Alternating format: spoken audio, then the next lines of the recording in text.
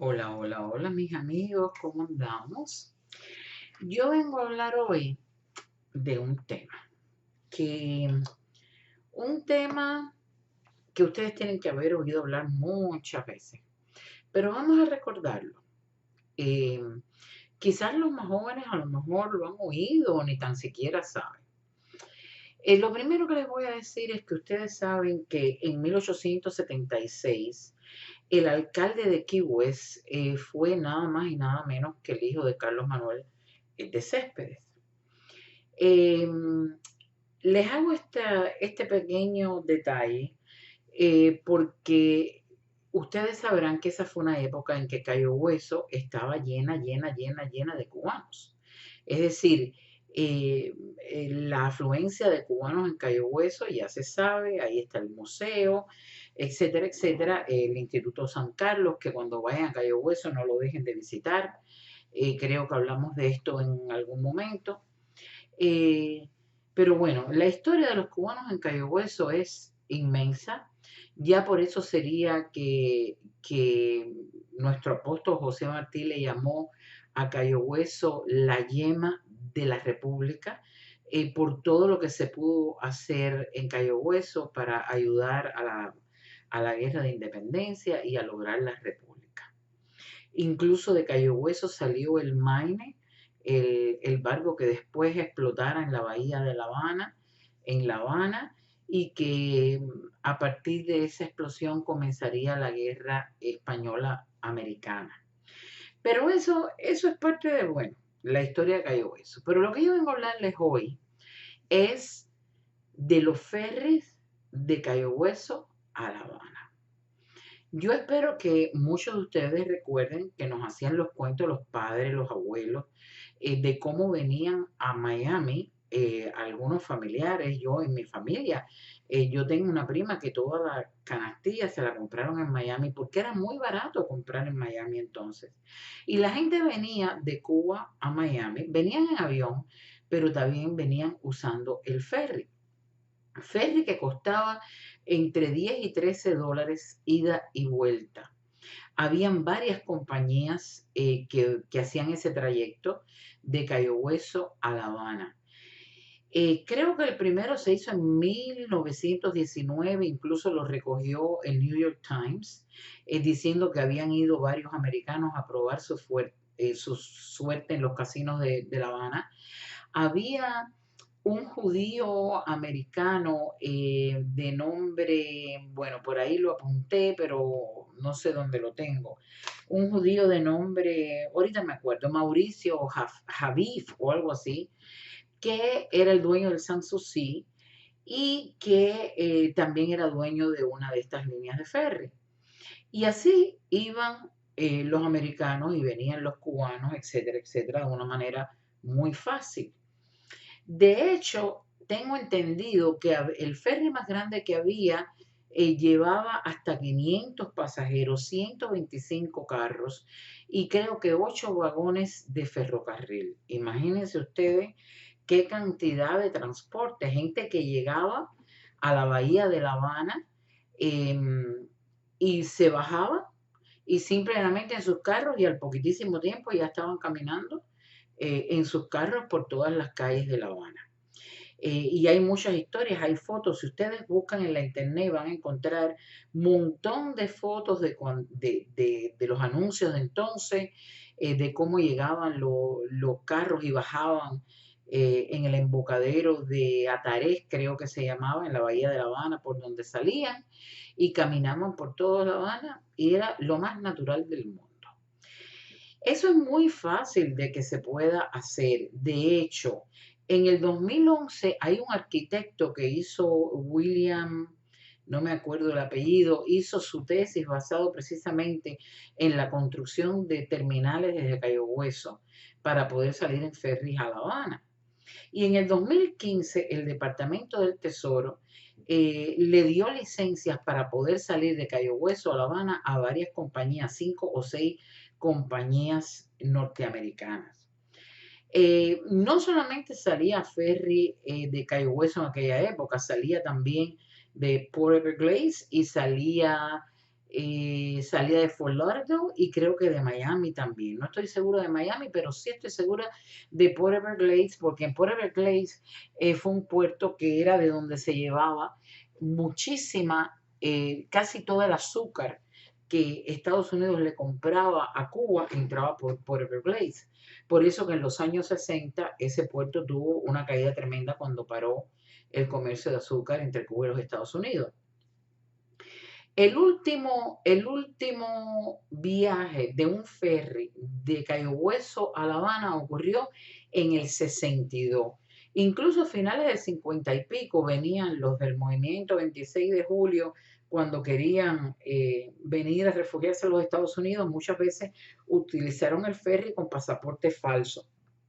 Pero ya en el 62 llegó el comandante y mandó a parar y se creó toda la historia que provocó también de la ruptura entre los Estados Unidos y Cuba por los misiles, etcétera, etcétera, lo que ya ustedes saben, después vino el embargo, etcétera. Pero yo les decía, volviendo al 2015, en el 2015 varias compañías recibieron el permiso para poder viajar cuando se hiciera ese ferry hasta Cuba. Y de hecho, el alcalde de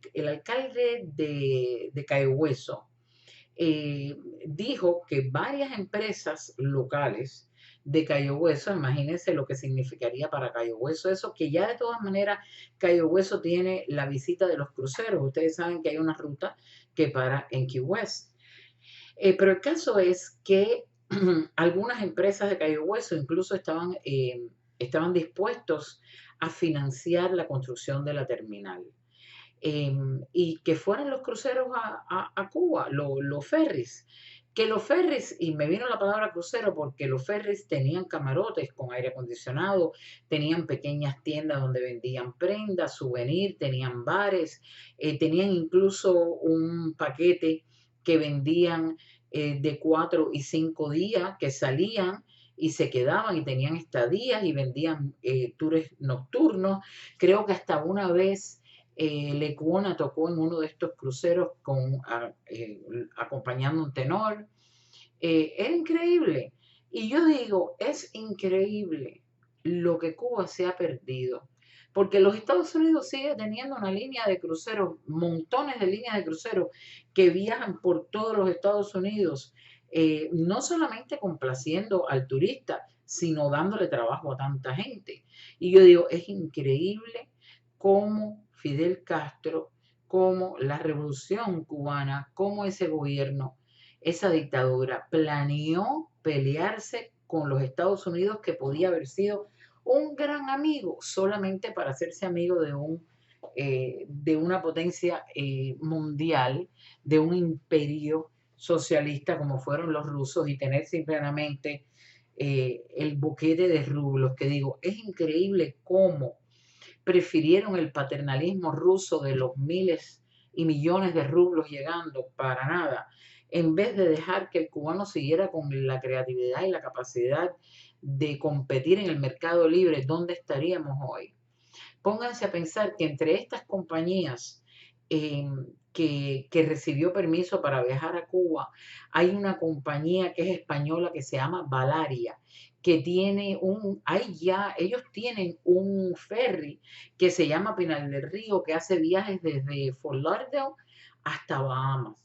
Ustedes saben la cantidad de viajes que se hacen a Islas Vírgenes, a Bimini, a Bahamas. Es increíble.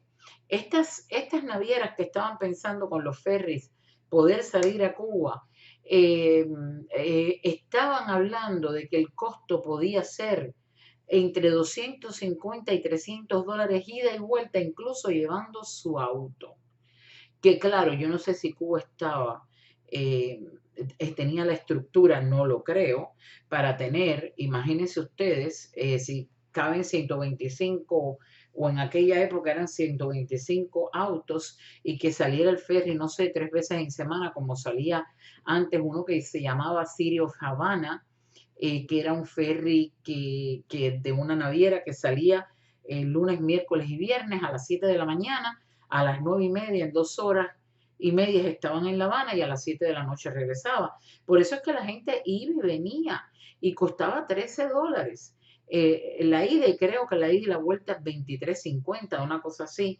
La gente podía ir y venir y comprar baratísimo en Miami y regresar a Cuba. Bueno, pues esta naviera Valaria dijo que ellos podían hacer ese viaje entre 250 y 300, con camarote. De hecho, por ahí están los barcos de ellos, que es como si fuera un avión con todos sus asientos, como en la terminal de trenes, así muy cómodo, con televisores, con bar, con tiendecita.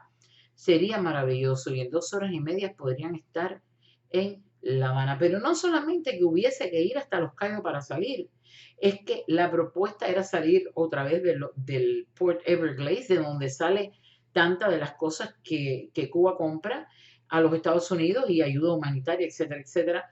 Pero todo lo que compra Cuba creo que sale bastante por el Port Everglades. Y podría salir de allí, es decir, que no tendríamos ni que tan siquiera manejar a Los Cayos. Podría ser del puerto de Fort Lauderdale, del de Miami. Estaríamos en nada por un costo maravilloso en muy poco tiempo y la gente podría ir y venir en el mismo día.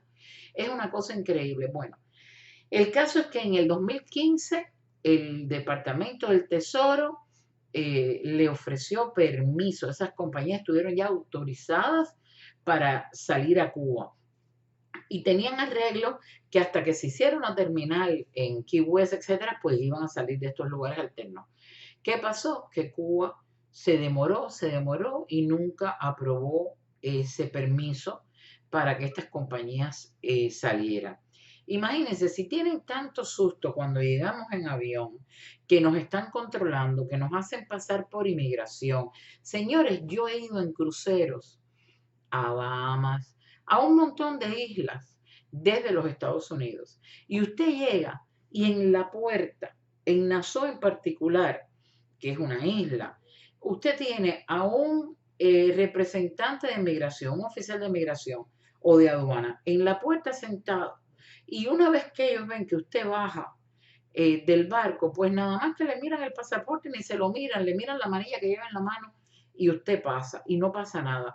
Yo fui en un crucero de Miami a La Habana porque quise hacer ese viaje y por supuesto ya se pueden imaginar primero aquí todo el papeleo que Cuba exigió, la visa, todo el papeleo que hubo que hacer aquí, que yo he ido a montones de cruceros.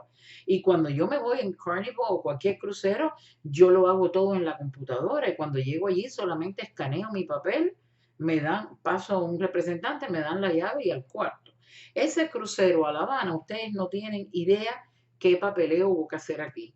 Pero además, llegar a La Habana, que cuando el barco llegó, que mi esposo me dijo, ya estamos en La Habana, fue emocionante, porque habíamos ido en avión todo el tiempo y de verdad que ver la bahía no les puedo contar.